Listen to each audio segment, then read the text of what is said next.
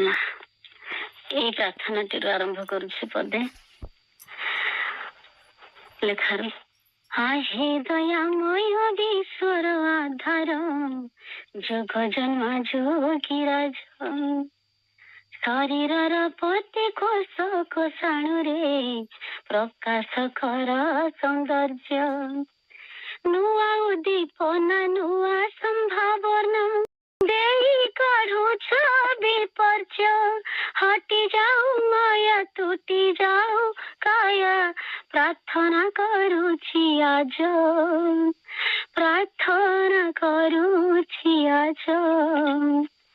यही प्रार्थना समस्त शरीर से माया बंधन इंद्रिय हो विरोधी शक्ति हो सब हटि जाऊ प्रज्ञा स्थिरता बुद्धि शुद्ध हो। पैराग्राफ टी आनंद आगु नौ 12 पैराग्राफ तार अर्थ गहिरी अर्थ रही तेणु से ये तो छोट पाराटी ताकू नहीं मु आगू जाऊँ तार संपर्क एथे अच्छी इंद्रियर संयम कले प्रज्ञा स्थिरता बुद्धि प्रकट हुई। इंद्रिय को लेकिन ही ये विषय वस्तु स्थिर और शांत निश्चल निरवता रखिले आत्म विशुद्धि हुए। 12 पैराग्राफ रे हल्का कि नौछि बेसी बेसी नौने बुद्धिर प्रयत्न द्वारा खाली मानसिक संयम द्वारा कार्य परिपूर्ण रूपे संपन्न हुए नहीं। एठी बहुत बड़ माने गभीर अर्थ अच्छे लाइन टीर मुझे पढ़िली। बुद्धिर प्रयत्न द्वारा बुद्धि मन बुद्धि जोटा आम कहूचे बुद्धि रे समस्ते वशीभूत होइछे कहीं ना सेठी कहउछंती जोग द्वारा जदि वस्तु सहित जोग करिबो तारे स्थिरता आसीबो। बुद्धि प्रयत्न कर तथापि परिपूर्ण नुहे कहीं ना बुद्धि अज्ञान भावे कार्य करे। भूल बुद्धि कर्म द्वारा आबद्ध हो पड़े किंतु बुद्धि सफलता सहित काम करिबो भगवान को ठारे लय रखिबो शांत चित्तरे मन को सहस्र उत्तेजना और इतस्तत भ्रमण को विरोध करी कर्म करने को जतले बुद्धि योग्य करिबो योग्य हबो योग्य रे लगेइबो सेतबेले हमर दिव्य टच जोटा कि मां प्रभुकर कृपा हमको कंट्रोल करिबो। सेथि पई प्रथम बुद्धि योग अर्जुन को दशा जाइछि बुद्धि योग शिक्षा दिया जाइछि। आमको बुद्धि भ्रम रे पकई थाए मति भ्रम करि थाए निज को बड़ विज्ञ विचार करे बुद्धि भ्रांत आशा रखे भरी रखे सेथि पई भय क्रोध शोक क्षणिक सुख सुखरे मर्जे और दुखर कारण हुए। आमे जानिछे मनीष दुई प्रकार बुद्धि रे आबद्ध गोटिए एकाग्रता समतुलर समरस विशिष्ट जोटा कि दिव्य सत्य दिगरे परिचालित एकत्व एकाग्रता स्थिरता प्राणर शक्ति दे थाए। आ द्वितीय बुद्धिटी स्थिर संकल्प नहीं निश्चल नहीं असंख्य विचार को नहीं कामना वासना सर्वदा इतस्तत धावित आ बहु संख्या विशिष्ट कार्य रे लिप्त थाए।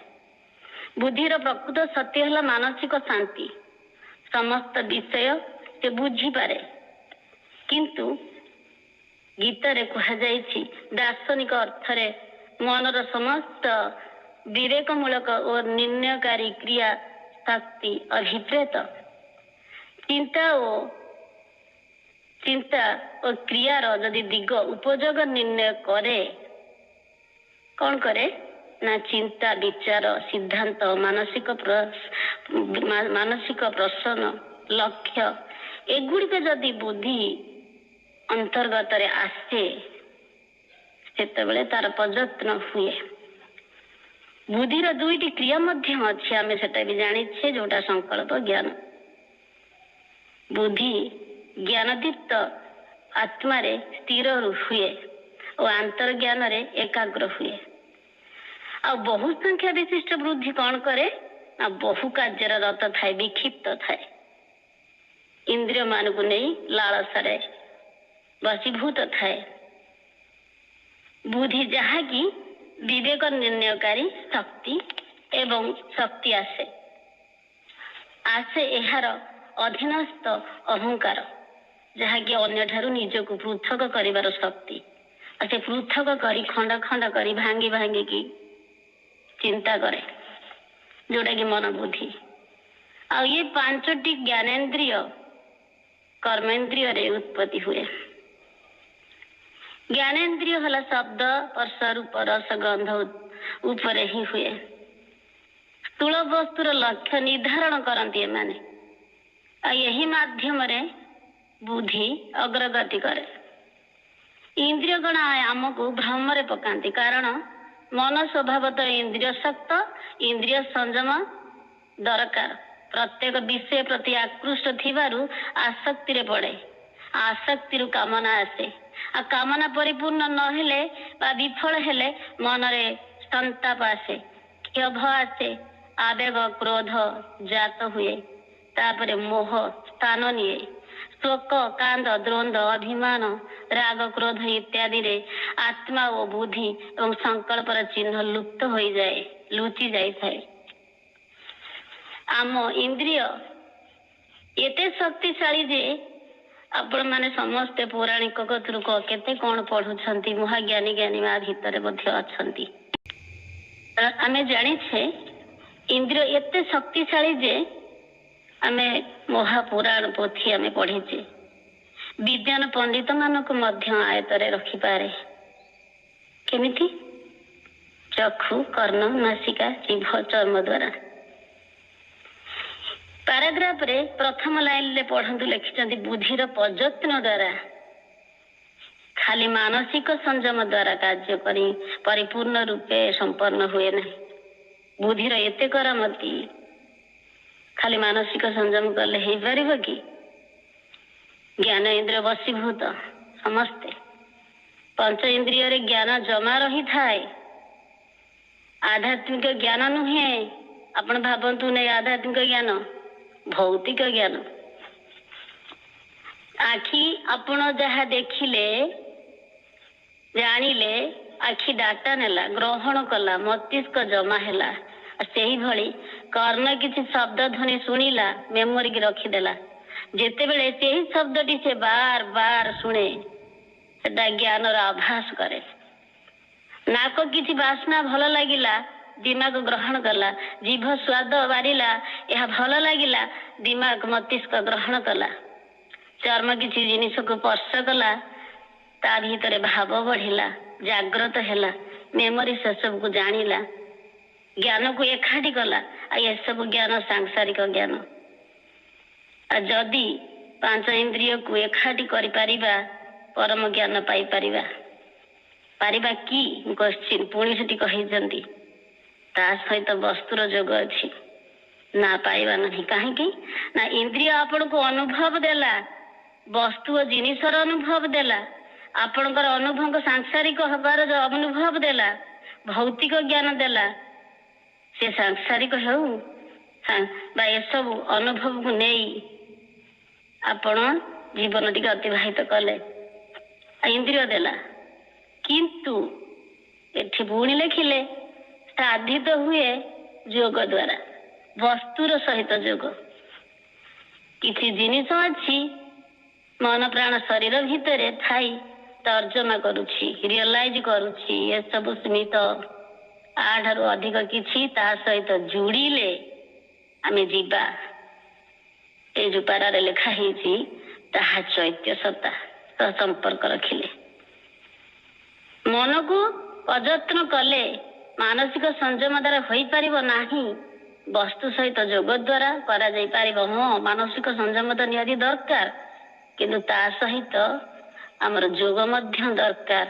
ପ୍ରତ୍ୟେକ ବସ୍ତୁ, ପ୍ରତ୍ୟେକ ଜିନିଷ, ପ୍ରତ୍ୟେକ ମଣିଷ, ପ୍ରତ୍ୟେକ ଠାରେ ମୁଁ ଭଗବାନଙ୍କୁ ରିଅଲାଇଜ କରିବି, ଉଚ୍ଚତର ସ୍ଥିରତା ଆଣିବି, ଆତ୍ମପ୍ରଭୁତ୍ୱ ହାସଲ କରିବା। स्वभाव सिद्ध गुण जेतेबेले प्रकट हेब ये सब गुण मनर नुहे चैत्यर आ चैत्य सत्ता ही कराई पारिबे केमिति आमे तो मन को आयत करदेले किंतु चलवा तो दरकार ना किए मत गोटे नहीं जीवा दरकार ना मत कौटी के नब से स्थान जानी दरकार ना ये सब स्थान केवल चैत्य सत्ता ही जानी केमिति संभव हो आमे बुझिले चैत्य सत्ता स्थिरता अच्छी आत्म प्रभुत्व अच्छी स्वभाव सिद्ध गुण अच्छी बुझिले भगवान हेबा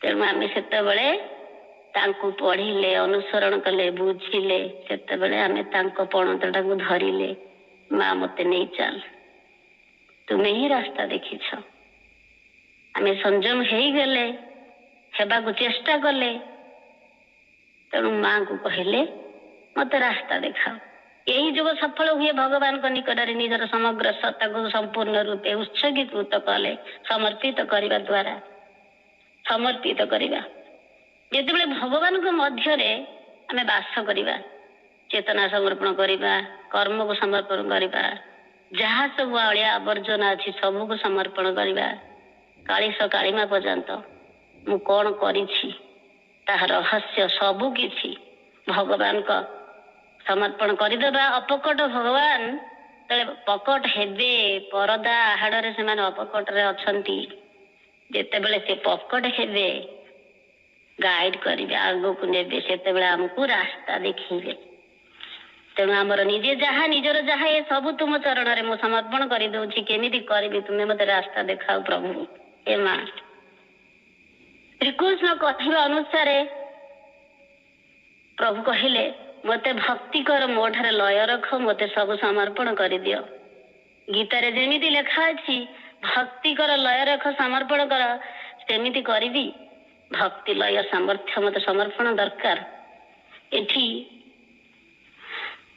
227 श्लोक 2 नंबर 10 अध्याय लिखाइछि मज्य व्यत्यं मनं जमं नित्ययुक्तं उपासते श्रद्धया परया प्रतास्ते मेंचुक्तमामतः अर्थ भगवान कहले जो माने मो ठारे एकाग्र भावे मन को निवेश करी सर्वदा मत प्रयाण होई ये मत प्रयाणटा छोटिया वाक्य नुहे परम श्रद्धा युक्त होई मते आराधना करंती से माने सकल योगी मध्य श्रेष्ठ बोली मोर मत जोग द्वारा मते भगवान उपासना कले बा भक्ति कले लय कले रखिले मो ठारे सबु समर्पण करे एठी भक्ति लयर कथा कहिसंती मन को स्थिर रखी बुद्धि को निवेश करिबा भगवान ठारे आम भीतरे भगवान कोठी अछंती आम भीतर अछंती मुक्तिदाता भाव रे अंतर रे अछंती तांकु समर्पण करिबा आपण माने भाबंतु चेतना कोठी की जीव प्रत्येक स्तर प्रत्येक वृत्ति को से खोजिब प्रत्येक शब्दर गभीरता को मापिब हेतिपाई बुड़ दबा पड़ो कहीं युद्ध क्षेत्र में भगवान को अर्जुन देखि पारुथिले अर्जुन देखि पारुथिले से सब समर्पण कर देइथिले दिशुथिला सेथिपाई कहिले मु अंतर मध्य रे अछि कहीं ना हमको तो देखा जाउनी मते खोजी तांको खोजिबा को पड़िबो कौठी से स्थान भी बतैले मु अंतर रे वास करुछि सिना अर्जुन को मु देखा जाउथिली तुमको देखा जाबाक हेले मते अंतर को शुद्ध भाव रे खोज सेठी जो गोल्डन कलर जो परदा जो माया बंधन जो माया घांटा को आवरण करिकी रखिछि कहा द्वारा विरोधी शक्ति द्वारा इंद्रिय द्वारा जो वशीभूत होके आमे रहिछे ताको काटिले आमे से जो दिव्य फोर्स टा पड़े से चुना चुना करदे तेणु आम मन आम बुद्धि आम इच्छा समूह भगवत सत्ता नुहंती ये कहते आम मन बुद्धि आम जो भावुछु मो बल मु बलियान ये कहते तमें उपकरण मात्र केवल इंस्ट्रूमेंट केवल आमे तांकर जंत्र जेमिति स्विच टिपिले जंत्र चले सेमिति केउ काम रे मते टिपुछंती अनुभव आनिबा जेमिति प्रभाव हब सेमिति स्वभाव आसीबो मन रे थिबो जदी ତାହେଲେ ଜାଣିପାରିବ ନାହିଁ। ଅନ୍ତର ଭିତରକୁ ପ୍ରବେଶ କରିବ ଯଦି ତାଙ୍କ ପ୍ରଭାବଟି ଆମ ଭିତରେ ସ୍ଫୁରିତ ହବ, ବିସ୍ଫୋରିତ ହେଇକି ଉଦ୍ଭାସିତ ହବ, ଶବ୍ଦ ପ୍ରକାଶ ହେବ। ବାବାଜୀ ମହାରାଜ ବୁଝିପାରୁଥିଲେ ତାଙ୍କ ଭାଷା, କହିବା ପୂର୍ବରୁ ସେ ଦେଇ ଦଉଥିଲେ ତାଙ୍କ ଭାଷା ବୁଝିପାରୁଥିଲେ। ଆମେ ସେ ଭାଷା ବୁଝିଲେଣି, କାହା ମନକୁ ପଢିଲେଣି? ଆମେ ତ ଅହଙ୍କାରରେ ମାତୁଛେ, ଆମକୁ ନିଜକୁ ବଡ ବୋଲି ଭାବୁଛେ। ଆଉ କିଏ ଯଦି ଭଲ କହିଦେଲା, ନା ନା ମୋ ଠାରୁ ସେ ଭଲ କହିଦବ, ଅହଙ୍କାର। ଏଇଟା ଠିକ ନୁହଁ। ମୁଁ ଯେମିତି ନିଜକୁ ଭଲ ପାଉଛି ଅନ୍ୟକୁ ମଧ୍ୟ ଭଲ ପାଇବି, ସଦିଚ୍ଛା ଭାବ।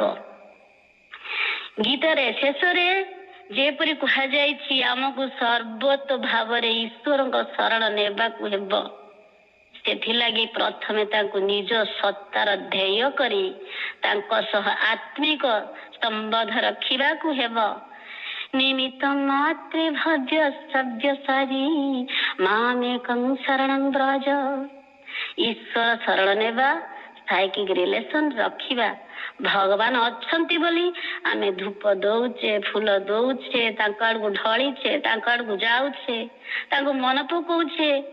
କେତେ ବଡ କଥା ଆମେ କରୁଛେ, କିନ୍ତୁ ଟିକେ ସଚେତନ ଜାଣିବାକୁ ଚେଷ୍ଟା କରିବା ସେ କିଏ, ମୋର କର୍ତ୍ତବ୍ୟ କଣ, ତାଙ୍କ ସହିତ ମୁଁ କଣ୍ଟାକ୍ଟ ରଖିବି, ଆବିଷ୍କାର କରିବାକୁ ହେବ। ମୁଁ ଯଦି ଏପଟରେ ମୋ ମାକୁ ମନେ ପକଉଛି, ସେପଟରେ ତାର କଲ ପଳେଇ ଆସୁଛି। ମୁଁ ଯଦି ମୋ ଦିବ୍ୟ ଜନନୀ ମାକୁ ମନେ ପକେଇନି, ସିଏ ତାର କଲ ଆସିବନି। ମଣିଷ ଆତ୍ମିକ ସମ୍ପର୍କ ରଖିଲେ ଆତ୍ମାର ଭାବଟାକୁ ସେ ବୁଝିପାରେ। ସିଏ ହଉଛି ଗଭୀରତା ମାପକାଠି। ସର୍ବଥା ମତ ପରାୟଣ ହୋଇ ମୋ ସହିତ ଯୋଗଯୁକ୍ତ ହୋଇ ସ୍ଥିର ରହ, ଏହା ହିଁ ଏହାର ଅଭିପ୍ରାୟ। ଏଇଟା ହଉଛି ବଡ ବାର୍ତ୍ତା ଅଛି। ମତ ପରାୟଣ, ମତ ଯୋଉ ପଞ୍ଚମ ବିଭକ୍ତି ଷଷ୍ଠୀ ବିଭକ୍ତି ମନେ ପଡୁନି, ଠାରେ ରୁ ଠାରେ ଯୋଉ ଅଛି ଯାହା। ମୋ ପରି ସର୍ବତ୍ର, ମୋ ପରି, ମୋ ସମାନ, ମୋ ଦ୍ଵାରା ପରିପୂର୍ଣ୍ଣ, ମୋ ବ୍ୟତୀତ କିଛି ହୋଇପାରିବ ନାହିଁ। କେବଳ ମୋତେ ହିଁ ଦେଖିବୁ, ଏହା ହିଁ ମୋର ଅଭିପ୍ରାୟ। ଯେମିତି ଆମେ କହୁଛୁ ମାମୟ ଜୀବନଟି ହେଉ, ଜୀବନଟି ମାମୟ ହେଉ। ମତ ପରାୟଣ। ଅର୍ଜୁନ ପଚାରୁଛନ୍ତି ଶ୍ଲୋକ 6ରେ 10ମ ଅଧ୍ୟାୟରେ, ବକ୍ତୁମହସ୍ୟ ବିଶେଷଣ ଦିବ୍ୟାତ୍ମଂ ବିଭୂତୟ ଯାଧି ବିଭୂତିଭିର୍ଲୋକାନି ମାସ୍ତଂ ବ୍ୟାପ୍ୟଂ ତିଷ୍ଠସି।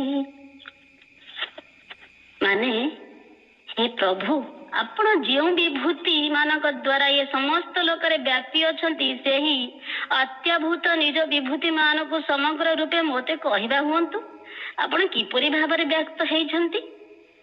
ଭଗବାନ କହିଲେ, ଶ୍ଲୋକ କହୁନାହିଁ, ଆଉ ଡେରି ହେଇଯିବ। ମୋ ବିଭୂତି ଅନନ୍ତ ଅଟେ, କହିଲେ ସରିବନି। ଅର୍ଜୁନକୁ କହୁଛନ୍ତି, କିନ୍ତୁ ସେଥିରୁ ପ୍ରାଧାନ୍ୟ କେତେ କହୁଛି। ମତ ପରାୟଣ ବାକ୍ୟର ଅର୍ଥକୁ ନେଇ ମୁଁ ଏଟା କହୁଛି। ପ୍ରାଣୀଙ୍କ ଠାରେ ପରମାତ୍ମା ମୁଁ ସମସ୍ତ ଭୂତଗଣରେ ଆଦି ମଧ୍ୟ ଅନ୍ତ ଅଟେ। ମୁଁ ବିଷ୍ଣୁ, ମୁଁ ଜ୍ୟୋତିଷ୍କ ଗଣ, ମୁଁ ସୂର୍ଯ୍ୟ, ମୁଁ ମରିଚି, ମୁଁ ଚନ୍ଦ୍ର, ମୁଁ ସାମବେଦ, ମୁଁ ଇନ୍ଦ୍ର, ମୁଁ ଇନ୍ଦ୍ରିୟ ମାନଙ୍କର ମନ, ପ୍ରାଣୀ ମାନଙ୍କର ଜ୍ଞାନ ଶକ୍ତି, ରୁଦ୍ରରେ ଶଙ୍କର, ଦକ୍ଷରେ ରାକ୍ଷସ କୁବେର, ମୁଁ ଅଗ୍ନି, ପର୍ବତରେ ମେରୁ, ପୁରୋଧାରେ ମୁଖ୍ୟ ବୃହସ୍ପତି, ସେନାପତି ମାନଙ୍କରେ କାର୍ତ୍ତିକେୟ, ଜଳରେ ସମୁଦ୍ର, ମୁଁ ମହର୍ଷି ମାନଙ୍କରେ ଭୃଗୁ, ବଚନରେ ଏକାକ୍ଷର, ଓଙ୍କାରରେ ମୁଁ ଜପ ଯଜ୍ଞ, ମୁଁ ହିମାଳୟ, ମୁଁ ବୃକ୍ଷର ଅଶସ୍ତ ବୃକ୍ଷ, ଦେବରେ ମୁଁ ନାରଦ, ଗନ୍ଧର୍ବରେ ଚିତ୍ରରଥ, ସିଦ୍ଧରେ କପିଳ ମୁନି, ମୁଁ ଐରାବତ, ମୁଁ ନରମାନଙ୍କର ରାଜା, ମୁଁ ବଜ୍ର, କାମଧେନୁ, ମୁଁ ବାସୁକି, ନାଗରେ ଅନନ୍ତ, ମୁଁ ବରୁଣରେ ମୁଁ ଯମ, ମୁଁ ପ୍ରହ୍ଲାଦ, ବଶୀକରଣରେ ମୁଁ କାଳ, ପଶୁରେ ସିଂହ, ପକ୍ଷୀରେ ଗରୁଡ, ଆଉ ବେଗରେ ପବନ, ଶସ୍ତ୍ରଧାରୀରେ ରାମ, ମତ୍ସ୍ୟ ମାନଙ୍କର ମକର, ନଦୀରେ ଗଙ୍ଗା, ମୁଁ ସବୁରେ ଅଛି, ଆଦି ଅନ୍ତ ମଧ୍ୟ। ମୁଁ ଆଦି, ମୁଁ ମଝି, ମୁଁ ଅନନ୍ତ। ଏମିତି ଅନେକ ବର୍ଣ୍ଣନା ହୋଇଛି, ଆହୁରି ଅନେକ ଅଛି, ମୁଁ ତାକୁ କହୁନି। ମୁଁ ନାରୀରେ ମଧ୍ୟ କୀର୍ତ୍ତି, ମୁଁ ଧୃତି, ମୁଁ ଶ୍ରୁତି, ମୁଁ ଶ୍ରୀ, ବାକ୍, ଅନେକ। ତେଣୁ ମୁଁ ହଉଛି ତେଜ। ମୁଁ ତୁମକୁ ଏତିକି ମାତ୍ର କହୁଛି ଯେ ଏହି ସମଗ୍ର ଜଗତ ଦେଖାଯାଉଛି ମୁଁ ଗୋଟିଏ ଅଂଶରେ ଧାରଣ କରିଛି। ଦେଖନ୍ତୁ କେଡ ବଡ କଥା କହୁଛନ୍ତି, ମୁଁ କେବଳ ଗୋଟିଏ ଅଂଶରେ ଧାରଣ କରୁଛି, ମୋ ଠାରୁ ଆନ କିଛି ନାହିଁ। ତାହେଲେ ମତ ପରାୟଣ ହଉଛି ମୋ ପରି ସର୍ବତ୍ର, ମୋ ସମାନ, ମୋ ଦ୍ଵାରା, ମୋ ପରିପୂର୍ଣ୍ଣ, ମୋ ଛଡା କିଛି ଦେଖିବ ନାହିଁ। ଏହା ହିଁ ଅଭିପ୍ରାୟ। ଗୀତାର ଧାରଣା ଅନୁରୂପ ଏହା କେବଳ ସଂକେତ ରୂପେ ହିଁ ଅଛି। ତେଣୁ ଯୁକ୍ତ ଯୋଉ ବାକ୍ୟଟି ଅଛି ଏଠି ତିନିଟାକୁ ଗୁରୁତ୍ୱ ଦେଇଛନ୍ତି। ଯୁକ୍ତ, ଅସିତ, ମତ୍ପରଃ। ଏଠି ତିନୋଟି ଶବ୍ଦ ମଧ୍ୟରେ ପରମ ରହସ୍ୟ ବୀଜ ନିହିତ ହୋଇ ରହିଛି। ଏଇଠୁ ଏହି ପାରାଗ୍ରାଫଟି ସରୁଛି। ତେଣୁ ଯୁକ୍ତ ହେବ, ଆସିତ ମିଶିଯିବା, ମତ୍ପର ନୁହେଁ, ସିଏ ଅଲଗା ନୁହନ୍ତି। ତେଣୁ ତାଙ୍କ ସହିତ ଆମେ ଲୀନ ହେଇଯିବା, ରହସ୍ୟ ବୁଝିବା। ତେଣୁ ନିଜକୁ ଚେଞ୍ଜ କରିବା, ପରିବର୍ତ୍ତନ କରିବା। ଦୁଇଟି ଆଖି ଅଛି, ଗୋଟିଏ ଅନ୍ତର୍ଦୃଷ୍ଟି ଆଉ ଗୋଟିଏ ହେଲା ବାହ୍ୟ ଦୃଷ୍ଟି। ସେଥିପାଇଁ ତ ଦେଇଛନ୍ତି ତୁମେ ବାହାରକୁ ଦେଖ କଣ ବିପତ୍ତି ଆସୁଛି, ଭିତରକୁ ନଜର ପକାଉ ମୋର କଣ ଗ୍ରହଣ କରିବାର ଅଛି। ଦୁଇଟି ହାତ ଦେଇଛନ୍ତି, ଗୋଟିଏ ସନ୍ତୁଷ୍ଟି, ଗୋଟିଏ ଆନନ୍ଦ। ମୁଁ କଣ ଉଠେଇବି, କଣ ଗୋଟେଇବି, ସବୁ କିଛି ମୋଡିଫାଏ ହେଉଛି। ଆଜି ଯାହା କାଲି ଅନ୍ୟ କଣ ହେଇଯାଉଛି। ପରିବର୍ତ୍ତନଶୀଳ ଦୁନିଆରେ ସବୁ ପରିବର୍ତ୍ତନ ହେଉଛି, ଆମକୁ ମଧ୍ୟ ପରିବର୍ତ୍ତନ ହେବାକୁ ହେବ। ଏଠି 13 ପାରାରେ କହୁଛନ୍ତି ଯଦି ଏହା ସାଧିତ ହୁଏ, ତେବେ କଣ ସାଧିତ ହୁଏ? ଯୁକ୍ତ, ଅସିତ, ମତ୍ପର। ଯଦି ଏହା ସାଧିତ ହୁଏ ତେବେ ବିଷୟ ମଧ୍ୟରେ ବିଚରଣ କରିବାର ସମ୍ଭବ, ତାହା ସହ ସମ୍ପର୍କ ରଖିବା, ତାହା ଉପରେ କ୍ରିୟା କରିବା ସମ୍ଭବ। କିନ୍ତୁ ଇନ୍ଦ୍ରିୟ ଗଣକୁ ପୁରାପୁରି ଅନ୍ତର ଆତ୍ମାରେ ଅଧୀନରେ ରଖି ଏବଂ ବିଷୟ ବସ୍ତୁର ଘାତ ପ୍ରତିଘାତ ଦ୍ୱାରା ଆକ୍ରାନ୍ତ ନ ହୋଇ, ଆମେ ଯେତେବେଳେ ବିଷୟ ବସ୍ତୁର ଘାତ ପ୍ରତିଘାତରେ ଆମେ ଆଘାତ ହେବା ନାହିଁ। ଏ ତ ସମଭାବାପନ୍ନ ଆସିଲେ ହବ। ଆମକୁ ଆଘାତ ଆସୁଥିବ, ଇନ୍ଦ୍ରିୟ ବାଧା ଆସୁଥିବ, ବିରୋଧୀ ଶକ୍ତିର ବାଧା ଆସୁଥିବ, ଆମେ ତାର ଆଘାତକୁ ସହି ଜାଣୁଥିବା, ତାକୁ ମୋଡିଫାଏ କରିକି ତା ଭିତରୁ ବାହାରି ଜାଣୁଥିବା। ସେତେବେଳେ ପ୍ରଚେଷ୍ଟା, ଆମର ଅଭ୍ୟାସ। ଉପର ପାରାରେ ତିନୋଟି ଜିନିଷ କହିଲେ, ଯୁକ୍ତ, ଅସିତ, ମତ୍ପର। ଏହି ତିନୋଟି ଶବ୍ଦର ପରମ ରହସ୍ୟ ବୀଜ ନିହିତ ଅଛି। ତେଣୁ ଇନ୍ଦ୍ରିୟ ବଶତଃ ଆମେ ସମସ୍ତେ ହେଉଛେ, ଘାତ ପ୍ରତିଘାତରେ ଆକ୍ରାନ୍ତ ହେବା ନାହିଁ, ନହେଲେ ଯାଇକି ଏସବୁ ମିଳିବ। ତେବେ 13 ପାରା କହୁଛନ୍ତି ଯାହା ଏ ସାଧିତ ହେବ, ବିଚରଣ କରିବା ସମ୍ଭବ ହେବ, ତୁମେ ଭଗବାନଙ୍କ ସହ ଯୁକ୍ତ ହେଲେ, ତାଙ୍କୁ ଅନ୍ୱେଷଣ କଲେ। ତେଣୁ ଅଜ୍ଞାତ ଯା ସକଳ ଦ୍ୱନ୍ଦ ଓ ବିଭେଦତା ଖୋଲିଦେବେ, ନିଜକୁ ଚିହ୍ନି ପାରିବା। ଈଶବସ୍ୟ ଉପନିଷଦରେ କୁହାଯାଇଛି, ହିରଣ୍ୟୟନ ପାତ୍ରଣ ସତ୍ୟସ୍ୟ ପୀତଃ ମୁଖମ୍। ଅର୍ଥାତ୍ ସତ୍ୟର ମୁଖ ସମ୍ପୂର୍ଣ୍ଣ ପାତ୍ର ଦ୍ୱାରା ଲୁକାୟିତ ରହିଛି। ସତ୍ୟ ଆଗରେ ସୁବର୍ଣ୍ଣ ପାତ୍ର ଲୁଚାଇକି ରଖିଛି। ସୁବର୍ଣ୍ଣ ପାତ୍ର ଆମ ଅଜ୍ଞତା, ତାହା ହଟିଗଲେ ଅସଲ ରୂପ ଦେଖିପାରିବ। ତେଣୁ ତୁମେ ବା ଆମେ ସମସ୍ତେ ଯୁକ୍ତ ହେଲେ, ଆସିତ ହେଲେ, ନିଜ ଭିତରେ ଯାହା ଅଛି, ବାହ୍ୟ ଜଗତରେ ଯାହା ନିଜର ବୋଲି ଆମେ କହୁଛେ, ସବୁ ସମର୍ପଣ କରିବା। ଏ ସବୁ ତୁମର ବା ଆମ ସମସ୍ତଙ୍କର। ମୁଁ ନିମିତ୍ତ ମାତ୍ର, ମୁଁ ତୁମ ଚରଣରେ ଆସିତ, ମୁଁ ମିଶିଯିବାକୁ ଆସିଛି। ତେଣୁ ମତେ ଯୁକ୍ତ କର, ତମ ସହିତ ଯୋଡ଼ି ଦିଅ, ମୋ ସମର୍ପଣକୁ ଗ୍ରହଣ କର। ଏଠି ପୁଣି ଗୋଟେ କିନ୍ତୁ ଅଛି। ସମ୍ଭବ ହେବ ଯେ, କିନ୍ତୁ ମଝିରେ ଆସୁଛି କିନ୍ତୁ। ଇନ୍ଦ୍ରିୟ ମାନଙ୍କୁ ଅନ୍ତର ଆତ୍ମା ଅଧୀନରେ ରଖିବାକୁ ହେବ। ଭଗବାନ ଏମିତି ନାଟ୍ୟକାର ଯେ ଜାଣୁଛନ୍ତି ମଣିଷ ଇନ୍ଦ୍ରିୟରେ ବସ। ମହା ଋଷି ମଧ୍ୟ ଟଳି ଯାଇଛନ୍ତି। କିଏ ମେନକା ପ୍ରେମରେ, କିଏ କଣରେ, କିଏ ଧନରେ, କିଏ ବିଷୟ ବସ୍ତୁରେ, କିଏ ଘଟଣାରେ, କିଏ ମନର ଉତ୍ତେଜନାରେ।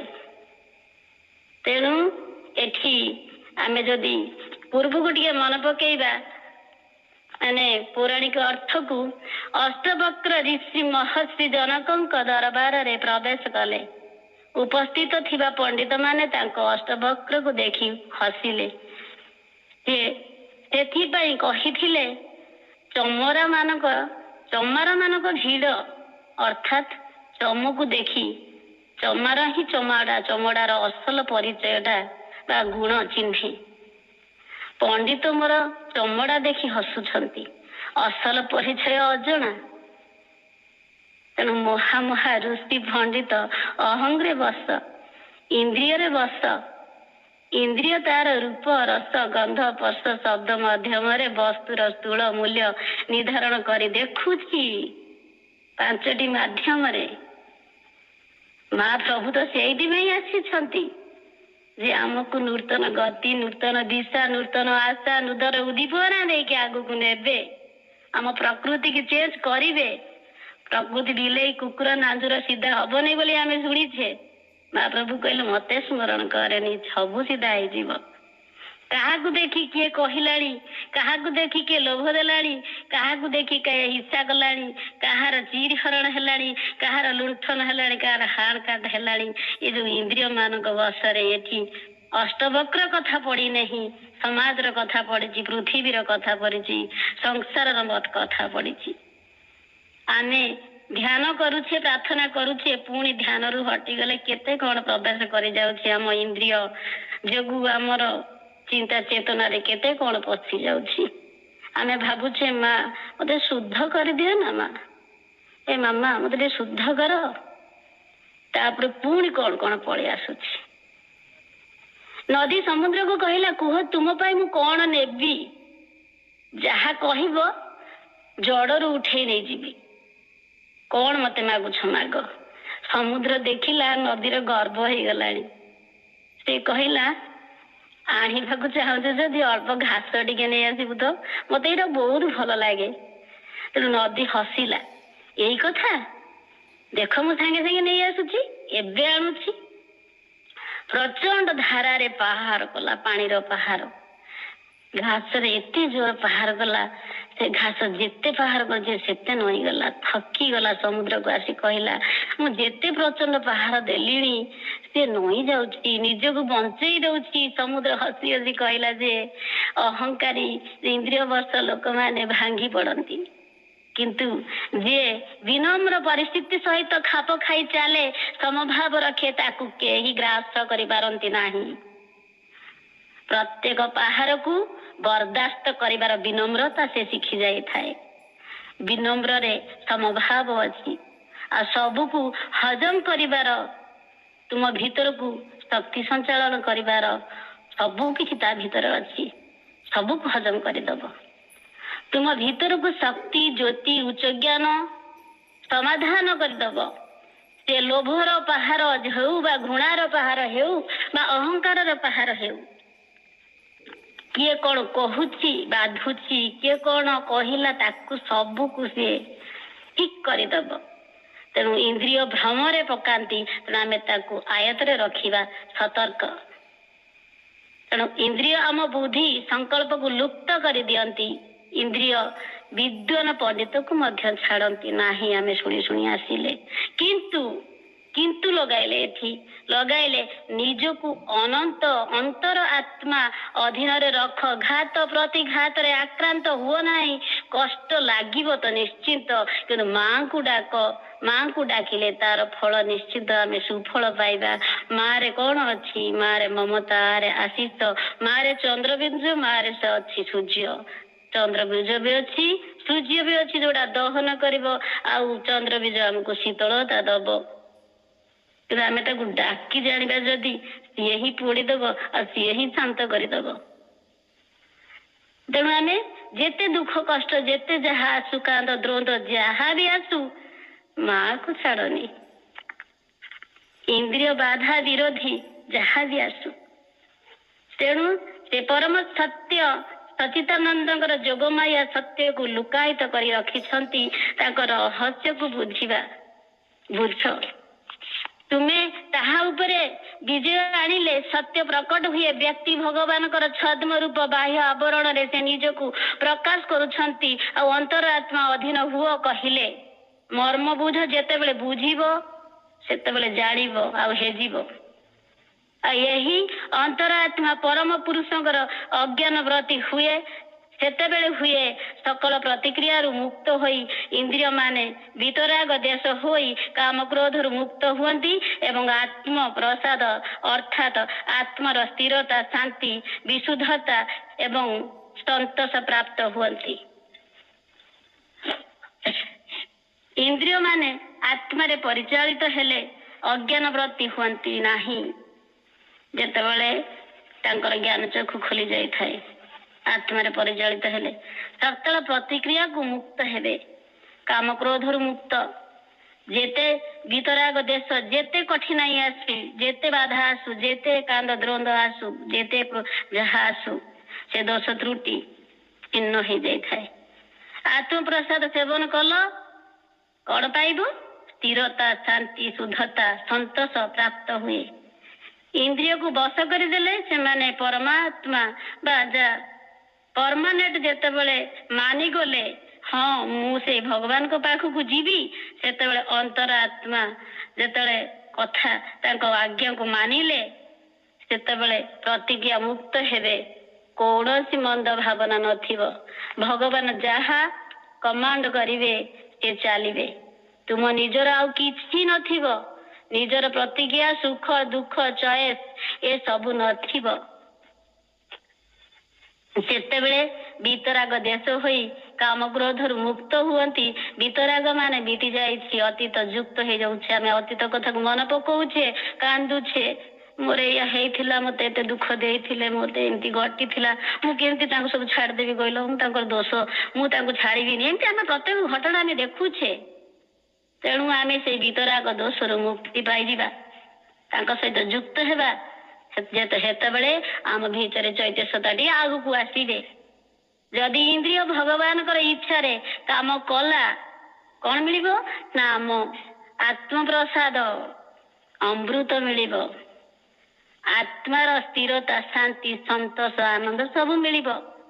ଯଦି ପରମ ପୁରୁଷ ଆଜ୍ଞାରେ ଆତ୍ମା କାମ କଲା, ଏମାନେ ଇନ୍ଦ୍ରିୟ ମାନେ ଗ୍ରହଣଶୀଳ ହେଲେ ତୁମ କାମଟି ସୁରୁଖୁରୁରେ ହୋଇଯିବ। ତୁମେ ଯୋଉଥିପାଇଁ ଜନ୍ମ ନେଇଛ, ଯାହା ଜାଣିବାକୁ ଆସିଛ, ଯାହା କରିବାକୁ ଚାହୁଁଛ, ଯୋଉ ପୁସ୍ତକଟି ପଢି ଜ୍ଞାନ ଅର୍ଜନ କରିବାକୁ ଚାହୁଁଛ, ସବୁ କିଛି ମିଳିଯିବ। ଏଠି ଲେଖିଲେ ସକଳ ପ୍ରତିକ୍ରିୟାରୁ ମୁକ୍ତ ହୋଇ ଇନ୍ଦ୍ରିୟ ମାନେ ବିତରାଗ ଦେଶ ହୋଇ କାମ କ୍ରୋଧରୁ ମୁକ୍ତ ହୁଅନ୍ତି। ମାନେ ଆତ୍ମପ୍ରସାଦ ଅର୍ଥାତ୍ ଆତ୍ମାର ସ୍ଥିରତା, ଶାନ୍ତି, ଶୁଦ୍ଧତା ଏବଂ ସନ୍ତୋଷ ପ୍ରାପ୍ତ ହୁଅନ୍ତି। ପରମ ପୁରୁଷଙ୍କ ଆଜ୍ଞାରେ ଯଦି ଆତ୍ମା କାମ କଲା, ଏସବୁ ପ୍ରାପ୍ତ ନିଶ୍ଚିତ। ଏହି ଆତ୍ମପ୍ରସାଦ ଜୀବନର ପରମ ସୁଖର କାରଣ, ଯୋଉଥିପାଇଁ ଏ ଜନ୍ମ ପୃଥିବୀର ସେ ସୁଖ ମିଳିଯିବ। ଏହାର ଉପସ୍ଥିତିରେ କୌଣସି ଦୁଃଖ ଏହି ଶାନ୍ତ ପୁରୁଷକୁ ସ୍ପର୍ଶ କରିପାରିବ ନାହିଁ। ତାର ବୁଦ୍ଧି ଶୀଘ୍ର ଆତ୍ମାର ଶାନ୍ତିରେ ସ୍ଥିର ହୋଇଯାଏ, ଦୁଃଖ ଦୂର ହୋଇଯାଏ। ଆଉ ଏହି ଆତ୍ମବସ୍ଥା ଏବଂ ଆତ୍ମଜ୍ଞାନରେ ସ୍ଥିର, ନିଷ୍କାମ, ଦୁଃଖ ରହିତ ବୁଦ୍ଧିର ଧୃତିକୁ ଗୀତା କହିଛନ୍ତି ସମାଧି। ସମାଧି ସ୍ଥିରତା। ତେଣୁ ଆମର ଯୋଉ ଯୋଗ ସମାଧି ନିଶ୍ଚିତ, କିନ୍ତୁ ଡାଇନାମିକ ଯୋଗ। ଆମେ ଚାଲୁ ଚାଲୁ ମଧ୍ୟ ସମାଧି ହେଇପାରିବା। ବିଶ୍ୱାସ ଓ ନିର୍ଭରତା ପାହାଡରେ ଯେମିତି ପାହାଡର ଅଛି, ସେମିତିକା ଆମେ ବିଶ୍ୱାସ ନିର୍ଭରତା ଯେମିତି ଦୃଢ ଭାବରେ ପାହାଡଟି ଛିଡା ହେଇଥାଏ, ତା ସହିତ ଯେତେବେଳେ ଆସ୍ଥା ଜୁଟି ଯାଇଥାଏ, ସେଠି ଦିବ୍ୟ କୃପାର ଆବିର୍ଭୂତ ହୋଇଥାଏ, ବିଶ୍ୱାସର ଆବିର୍ଭୂତ ହୋଇଥାଏ, ଅଟଳ ବିଶ୍ୱାସ। ତେଣୁ ସ୍ଥିର ଶାନ୍ତି କେତେବେଳେ ହେବ? ଏକାଗ୍ରତା ଥିବ, ଆତ୍ମାବସ୍ଥା, ଯୋଉଟା କି ମୁଣ୍ଡରୁ ଗୋଡ ଯାଏ ସବୁ ଖୋଲି ଧରିବ ମାଙ୍କୁ। ମାଙ୍କ ଛତ୍ର ଛାୟାରେ ମୁଁ ବଞ୍ଚୁଛି, ମନ ପ୍ରାଣ ଶରୀର ତା ଜାଗାରେ ଥିବ। ସତ୍ତାକୁ ନେଇ ଭଗବାନଙ୍କ ସହିତ ମିଳେଇ ଧରିବାର ଯୋଉ ଅବସ୍ଥାକୁ, ଉଚ୍ଚତର ସ୍ଥିତିକୁ ସମାଧି ଅବସ୍ଥା କହନ୍ତି। କିନ୍ତୁ ସ୍ଥିତ ପ୍ରଜ୍ଞ ଅବସ୍ଥା, ଶାନ୍ତ ଅବସ୍ଥା, ଯୋଉଟା କି ଗଭୀର ଧ୍ୟାନରେ ମଗ୍ନ ହୋଇଗଲେ। ଶ୍ରୀ ଅରବିନ୍ଦଙ୍କ ଯୋଗର ଲକ୍ଷ୍ୟ ପ୍ରକୃତିର ପରିବର୍ତ୍ତନ, ମନ ପ୍ରାଣ ଶରୀରର ବିବର୍ତ୍ତନ। ଆମର ନିଶ୍ଚଳ ସମାଧି ଦରକାର ନାହିଁ, ଉଇହୁଙ୍କା ଦରକାର ନାହିଁ। ଆମକୁ ଗତିଶୀଳ ଡାଇନାମିକ, ଯୋଉଟା କି ଆମକୁ ସେଇଟା ହିଁ ଦରକାର। दरकार कौन मु प्रति मुहूर्त भगवान को ध्यान करि पारुथिबी सब स्थिति रे कहीं मेडिटेशन करि पारुथिबी सेतबेले मु सुख माने गोटे पूर्ण जुगर आध्यात्मिक जुगर जो नुआ किछि हेबाकू आसीछु ताले हेई परिबा नहले तो पुराना जुगर समस्त समाधि नौथिले गछ मूले पहाड़ उपरे कोठी कोठी पसिकी किंतु आमे गतिशील ध्यान करिले बहुत बेटर हम यही उपस्थिति रे कौन दुख यही शांत पुरुष को स्पर्श करि पारे नाही देखंतु समस्त भीतर चैतन्यता अच्छी इंद्रिय ठीक रे बोल मानु नाही बाटरे छिड़ा होउछि क्रोध अच्छी देश अच्छी असुहा अच्छी ए सब अच्छी जेतेबेले चैतन्यता आग को आसी जिवे एमाने ता कथा मानि देबे कौन दुख जंत्रणा स्पर्श करि पारिबने सेठी शांत पुरुष को स्पर्श हेई पारिबो नाही तेणु परमानेंट शांति दरकार किछि स्पर्श हेई पारिबो नाही ताकू समाधि कहिबा परमानेंट शांति थिबो किछि कोन आसिला पळे गला सीटा न तेणु आमर अंतर रे चैतन्यता अच्छी ता आगरे इंद्रिय बाधा देउछंती तेणु इंद्रिय को कंट्रोल करिबा बस करिबा चैतन्यता आग को नेबा काम कराइबा तुम भीतर ठीक भाव आसीबो ठीक भाव आसिले आमे सेही युक्त आसित मत पर हेई पारिबा समर्पण करिदबा सेथि भाई नीरवता भीतर रही सर्वश्रेष्ठ ग्रहणशीलता एवं एक निश्चल नीरवता मध्य विराट कार्य करा जाए आम्भे माने नीरव रहिबा को शिखिबा तेणु जहा द्वारा प्रभु आमको व्यवहार करि पारिबे ए बाणी रे कहिले इंद्रिय पाखरे सर्वदा सतर्क हेब निष्ठापर हेब प्रत्येक भारसाम्य को शांत और प्रफुल्ल सह विजय रखिब एकत्व लाभ करिब तेणु इम्पोर्टाट पॉइंट कौन ना जोग करुछ मु जेतिकी भाबुछि मु बंधुता रख किंतु मु समस्त सहित बंधुता रख किंतु आसक्ति रख नहीं पद्मपत्र भली संपर्क रख मु तुम सहित अच्छी किंतु बांधी हेबी नहीं केवल बांधी हेबी भगवान को सहित साधारण चेतना रे बांधी जदि बांधी होची मु सेही साधारण चेतना रे रहिछि मु सेही ऊर्ध्व चेतना को जाहि नाही निजर दुर्बलता को अनुभव करिबा ताही निष्ठा परिबा जदि मु मो दुर्बलता चिन्हि पारुछि अनुभव करि पारुछि ताको चेंज करूछि प्रस्तुति करूछि ताहले भाबंतु आपण निष्ठार परिणाम ही पाउछंती आत्मा शांति रे स्थिर हेबा नीरव हेबा आउ चिंता नथिबो नीरव मन रे चिंता न थाए उद्ध ज्ञान आसे और शांत मन रे अस्थिर भाव विचलित भाव न थाए ऊर्ध्व शक्ति आसे अटल साहस आसे सदिच्छा भाव थाए सदिच्छा शांति सहित संहति बा भित्तिभूमि होई थाए सब भूल कष्ट दिए नाही गोटे कथा शेष को कहबी सब भूल कष्ट दिए नाही कष्ट दिए आउ सब कष्ट रु गोटे शिक्षा दिए आउ सेही सब शिक्षा जीवन को बदलाई दिए